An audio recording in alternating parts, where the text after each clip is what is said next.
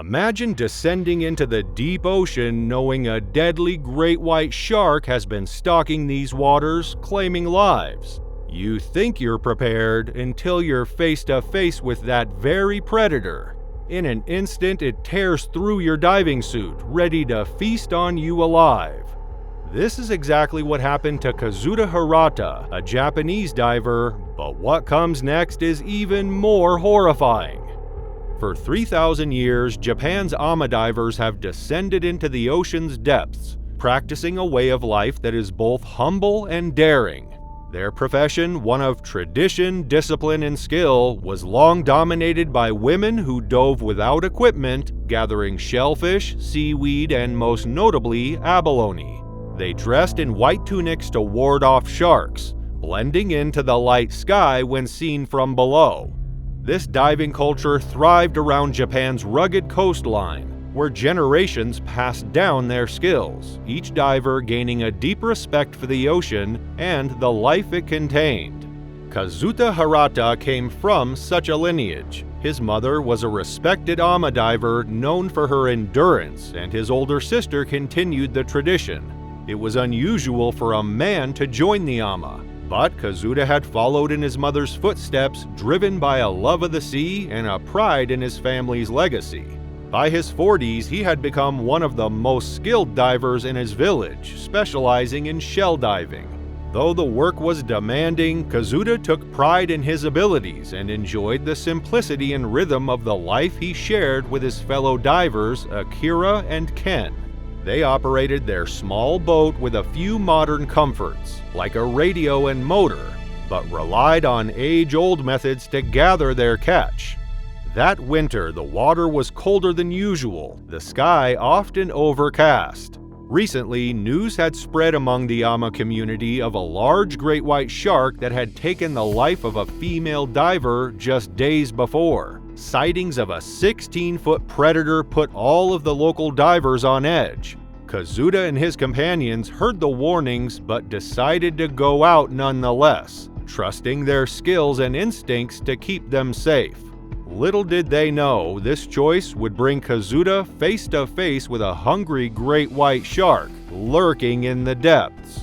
The morning air was damp and mist clung to the shore as Kazuta and Akira prepared for their dives. Ken stayed aboard, handling the ropes and keeping the radio close by to monitor any further shark sightings.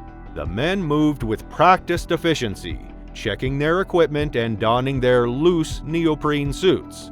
Kazuta adjusted the weights on his belt, which would help him sink quickly to the bottom. He knew the risks, but the quiet water and the promise of a good haul were too tempting to resist.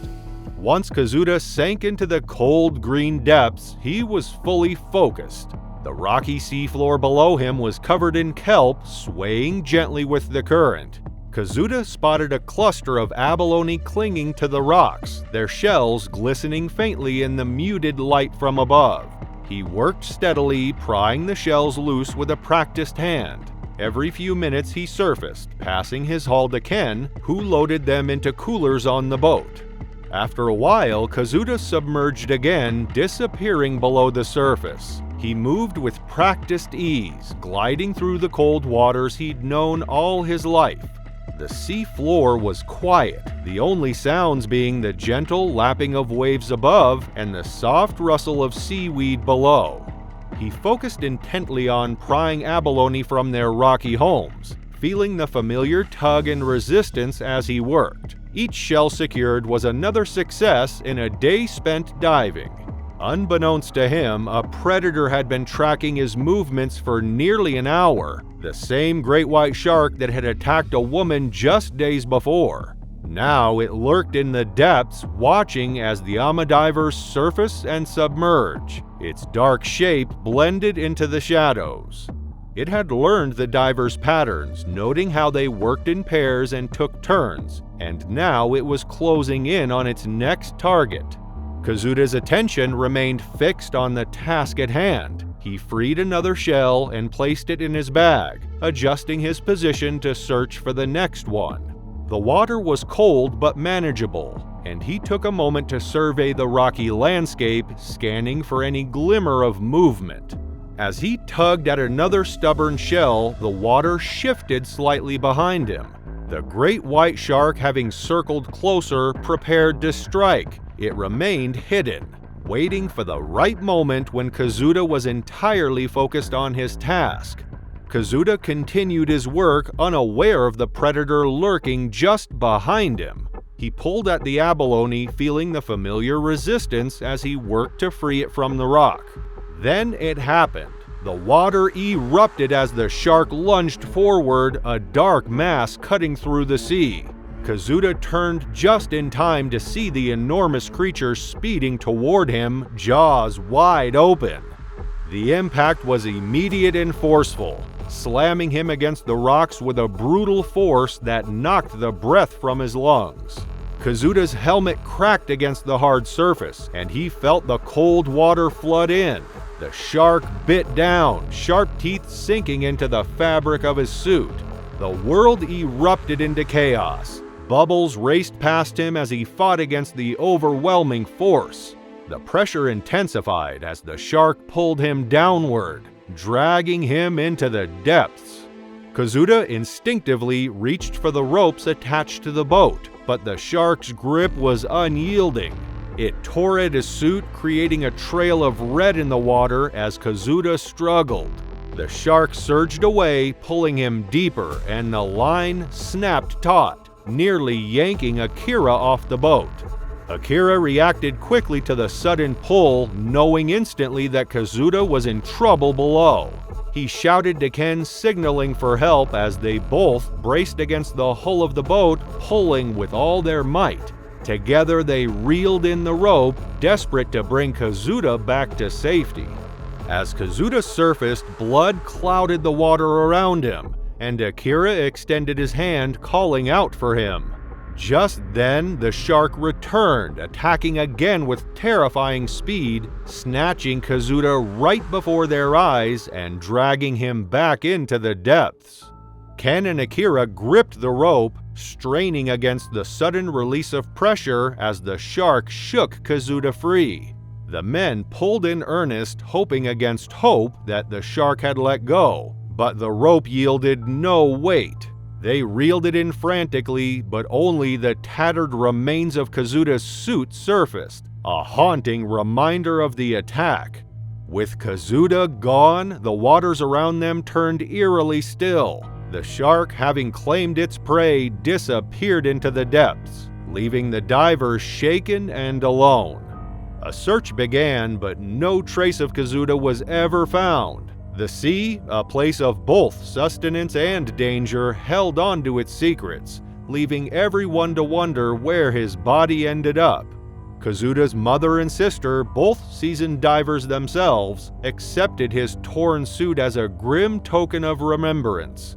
They held a quiet ceremony on the shore, sending Kazuda's memory into the waves that had taken him. As they stood by the water, watching the horizon, they knew Kazuda's spirit would remain part of the ocean he had loved. Kazuda's dive suit was the only trace rescuers found, leaving his family devastated. But for the next family, there was nothing to recover. A teenager jumping from a party boat in the middle of the night vanished without a trace. As chilling details later emerged, the true horror of what happened beneath the surface became clear. This kid jumped on! Oh my... Oh, bye-bye! Oh, shit! That's Hey, the buoy! It was May 2023, and the Caribbean waters surrounding the Bahamas buzzed with excitement as high school seniors gathered to celebrate a significant milestone. Among them was Cameron Robbins, an 18-year-old from Baton Rouge, Louisiana. He had just graduated from the University Laboratory School, where he was known as a dedicated student and a star athlete on the baseball field. Cameron's future appeared bright, with plans to attend college looming on the horizon. Along with his friends, he traveled to the Bahamas to mark the end of their high school years with a trip filled with adventure and fun. Upon arriving, the group checked into the luxurious Atlantis Hotel on Paradise Island, a well-known destination for tourists. The vibrant atmosphere of the hotel and its surrounding area offered plenty of opportunities for relaxation and excitement. After settling in, the friends wasted no time in exploring the beautiful grounds and enjoying the stunning views. The excitement was palpable as they discussed their plans for the days ahead, their minds filled with the freedom that comes with graduation. To kick off the celebrations, they organized a pirate-themed booze cruise, a popular choice among graduates eager to enjoy their newfound freedom. As the sun began to set, they boarded a vessel named Blackbeard's Revenge. This impressive three-masted wooden ship was known for hosting private parties and had a full cash bar to keep the drinks flowing. As the boat set sail from the mainland, the atmosphere transformed into one of jubilant celebration, complete with loud music, laughter, and dancing. As darkness enveloped the sea, the group continued to enjoy their drinks, fueling their sense of invincibility. Cameron, along with his friends, relished the moment, letting loose after years of hard work and dedication to their studies. The heavy bass of the music vibrated through the boat, accompanied by the cheerful chatter of the students. The ocean stretched out before them, a vast, dark expanse that held both excitement and danger. After a while, the boat reached Atoll Island, a small, uninhabited landmass known for its snorkeling spots. It was around 11:30 p.m. when they arrived, and despite the chill in the air, most of the passengers remained in their swimming suits ready for more fun. With the evening chill setting in, the group continued to drink and enjoy the moment. Amidst the lively atmosphere, someone challenged Cameron to jump overboard, questioning his bravery. With the effects of alcohol amplifying the sense of invincibility, Cameron accepted the challenge. He climbed onto the edge of the ship, balancing precariously as his friends urged him to reconsider. A few of them grabbed him, trying to pull him back, but Cameron broke free from their grasp, propelled by the cheers and encouragement of the crowd.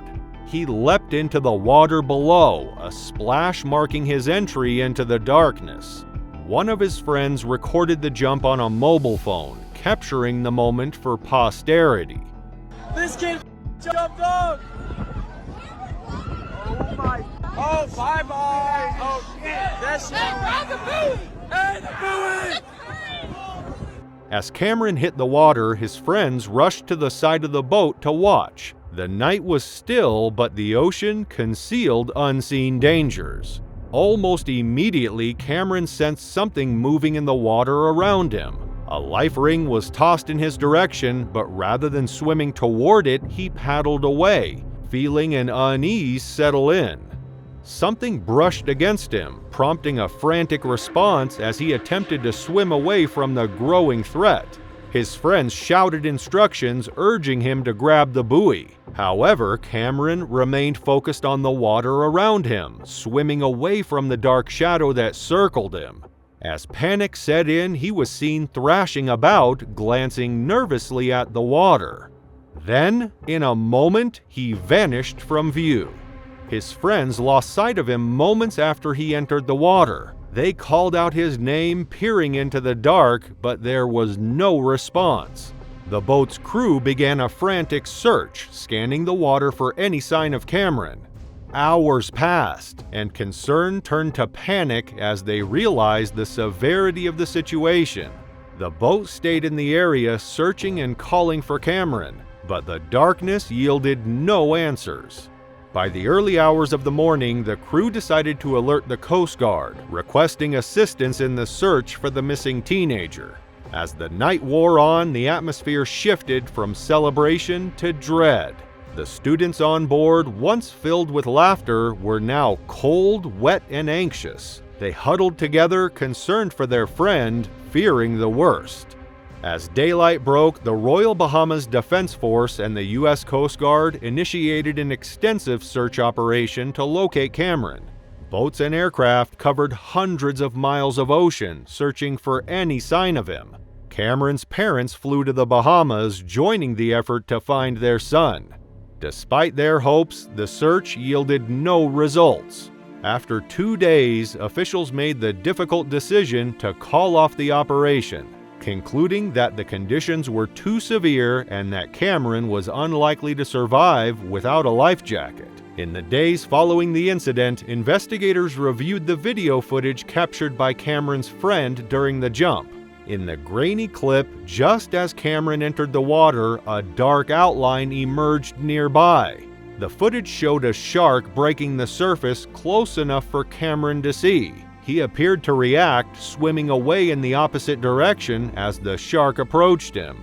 The video captured the moment he was pulled under, disappearing from sight. The waters around the Bahamas are known for their shark populations, particularly bull sharks, which are responsible for many attacks. This incident raised questions about the safety of swimming in these waters, especially at night and under the influence of alcohol. While some might view Cameron's decision to jump as reckless, it reflected the carefree attitude of youth celebrating a milestone. In that moment, he and his friends were focused on having fun, unaware of the potential dangers lurking beneath the surface. The impact of Cameron's disappearance was felt deeply by his family and friends. With no resolution to the mystery of what happened that night, they were left grappling with the loss. Despite the haunting video of his final moments, his body was never recovered. However, Cameron wasn't the only one to disappear under puzzling circumstances. Sharks have a remarkable way of dragging their prey into deep waters, making them vanish without a trace. This unsettling truth became painfully clear in the case of Andrew Bannister, who thought staying closer to shore would keep him safe from the jaws of a great white, only to later discover he couldn't have been more wrong. Kelp Beds Beach, a rugged stretch along the coast near Esperance, Western Australia, had a serene beauty that drew surfers and beachgoers alike. Yet, beneath its calm exterior, the waters harbored a reputation that sent a chill through the local community. Over the past 8 years, the beach had witnessed multiple shark attacks, casting a lingering shadow over the otherwise peaceful sands. For locals, the reminders of these tragedies were never far off, a silent caution that lived alongside their love for the surf. Amid this balance of beauty and danger, Andrew Bannister made his way to the shoreline on Sunday, October 11, 2020. At 47, Andrew was a warm, gentle soul, adored by his 5 children and cherished by friends who admired his easygoing nature. Sundays held a special place in his routine. After spending the morning with his family at church, he would head to the coast. Surfing was his time to unwind, a moment of peace where he could reconnect with himself before returning to the loving chaos of family life.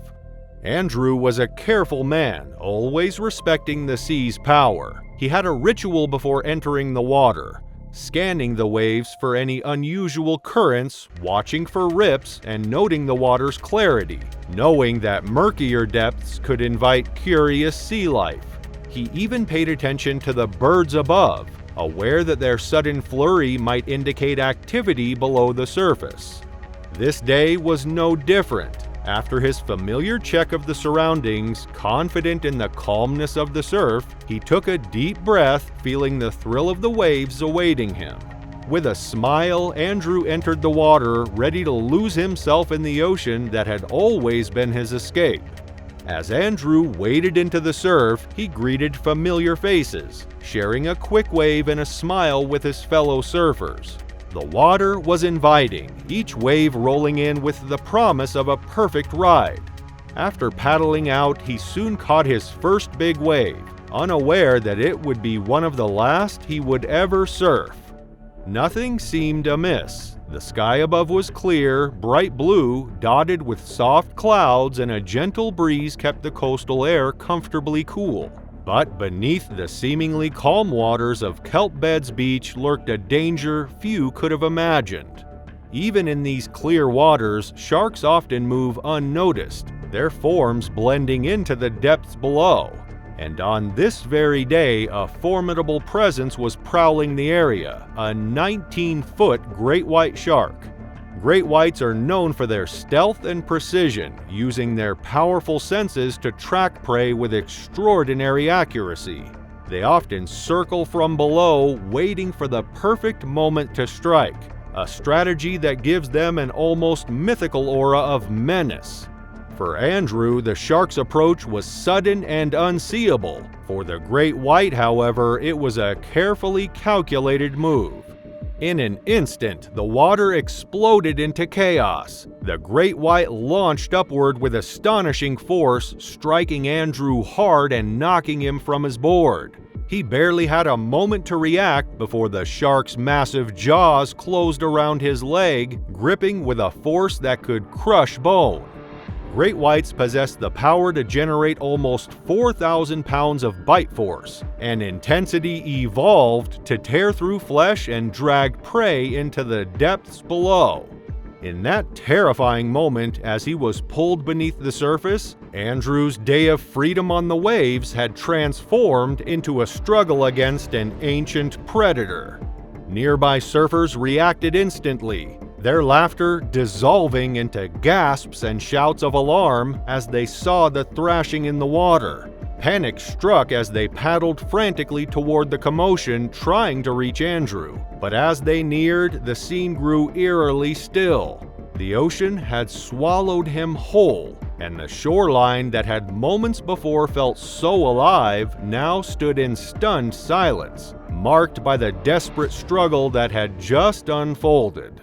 Only Andrew's surfboard remained, drifting aimlessly on the water's surface. The board, bearing jagged, unmistakable bite marks, was a chilling testament to the ferocity of the attack. Nearly split in half by the force of the great white's jaws, it confirmed the terrifying power of the predator that had claimed him. Just minutes ago, Andrew had entered the water as a joyful father, fresh from a peaceful morning at church. Now he was gone, taken by one of the ocean's most feared creatures. Two of the surfers, still reeling from what they had witnessed, rushed back to shore and alerted the authorities. Emergency responders arrived swiftly and a large search operation commenced, with teams scouring the waters around Kelpbeds Beach in hopes of recovering Andrew. Yet, as hours passed, the hope of finding him faded, leaving only the heartbreaking reality for his family. They mourned the sudden loss of a beloved father, husband, and friend, a devoted man who had been tragically taken by the unforgiving sea. On October 12th, the day following the attack, only fragments of Andrew's wetsuit washed ashore. Torn and marked by deep indentations, these pieces provided the final confirmation. Andrew had encountered a massive 19-foot great white, one of the largest sharks ever recorded in the area. These tattered remnants were solemnly returned to his family, serving as the only tangible memory of him after his body had vanished into the depths. Just as with the case of Cameron Robbins, whom we discussed earlier, this attack underscored the haunting truth of the ocean's power, how a single encounter could erase a life, leaving loved ones with only memories and an enduring ache. However, his case was not an isolated incident. The ocean had a way of claiming lives, leaving families shattered and questions unanswered. Just a few years prior, another tragedy unfolded in a different corner of the world. A young diver drawn by the allure of the sea encountered a fate that would echo in the memories of those who knew him. This was the story of Henry Murray, who on a seemingly perfect day at False Bay would confront the hidden perils beneath the waves.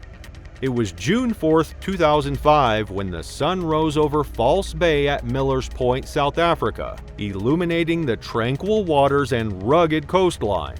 This picturesque region, known for its stunning views and vibrant marine life, attracted countless divers and fishermen. However, beneath its inviting surface lay hidden dangers. False Bay is renowned for its population of great white sharks, making it a prime location for both adventure and peril. Henry Murray, a 22-year-old student from Durbanville, was one of those drawn irresistibly to the sea. On that fateful day, he and his best friend Pete Van Niekerk set out with plans for a skin diving and spearfishing trip. Both avid outdoor enthusiasts, they understood the risks that came with the ocean's allure, but were undeterred. Before diving into their adventure, they made their way to the Black Marlin restaurant, where they could enjoy a scenic lunch overlooking the sparkling water. The day had begun beautifully, with clear skies and a gentle swell rolling in from the ocean. Families dotted the nearby beach, soaking up the sun, while surfers carved through the waves. It was a seemingly perfect day, and the shimmer of the midday sun only added to the anticipation of what lay ahead. After finishing their meal, the two friends donned their diving gear and waded into the water around 2 p.m. With the tide low, they swam about 500 feet from the shore, where the ocean welcomed them with open arms. The water was calm, visibility clear, and schools of fish darted around them. It was a day that promised excitement and exploration. Henry's goal was to catch a galleon, a fish known for its vivid colors and challenging hunt. He dove deeper, his spear gun ready in hand. Just as he spotted a galleon in the distance, he suddenly noticed a large shape moving. Realizing the danger, he quickly shouted to Pete, "A great white is here! We have to get out!" Despite the clear visibility, seeing the 16-foot great white shark wasn't enough to save Henry's life. As they hurriedly swam toward the shore, the great white shark unexpectedly emerged from the water beside them, creating chaos as it launched itself into the air, trying to intercept them. The shark, attracted by their movements, surged toward them with alarming speed. Panic set in as the creature breached the surface, its powerful body propelling it into the air. Water splashed around them as they instinctively began swimming toward the shore. Henry's breath quickened as he glanced back, realizing the shark was circling them, drawn by their frantic movements. Chaos erupted in the water as Henry and Pete struggled to swim back. The predator was relentless, appearing and disappearing beneath the surface in a terrifying display of agility. As they pushed harder to reach safety, the shark suddenly lunged, its massive jaws snapping just inches from Henry. He raised his spear gun, attempting to fend off the attack, but the shark was unfazed. It swam underneath him, grabbing hold of Henry with a swift, powerful bite. In that horrifying moment, the world above erupted into chaos. Pete watched in horror as Henry's body was dragged beneath the surface, his arms flailing helplessly. Realizing the gravity of the situation, Pete dove into the water, desperately trying to reach his friend. The ocean, once a place of adventure, had transformed into a nightmare. The predator had claimed its prize. Pete swam with urgency, but it was too late. The shark disappeared into the depths, taking Henry with it. Overwhelmed by fear and confusion, Pete surfaced and swam frantically back to shore. The beach loomed ahead, but the distance felt like an eternity. Once on land, he sprinted toward the nearest fisherman, shouting for help. The urgency of the situation spread quickly, and local fishermen jumped into their boats, engines roaring as they set off into the water. As darkness began to fall, the search for Henry became increasingly grim. Boats continued to comb the waters, but the ocean remained silent. Hours passed with no results. In the early evening, local authorities informed Henry's family of the tragic reality. The search for him would be suspended, a sobering acknowledgement of the ocean's unpredictability.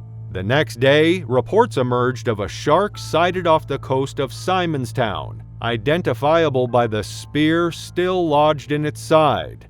As divers resumed their search, pieces of Henry's equipment began to wash ashore: a broken spear gun, rubber fins, and a section of his wetsuit. The ocean had claimed him, leaving behind only remnants of his presence. In the weeks after Henry Murray's death, his story spread beyond Miller's Point, reminding everyone of nature's unpredictability. Fishermen and divers shared stories highlighting the need to be careful during their adventures. The community gathered to remember Henry, honoring his spirit and recognizing the importance of balancing exploration with safety.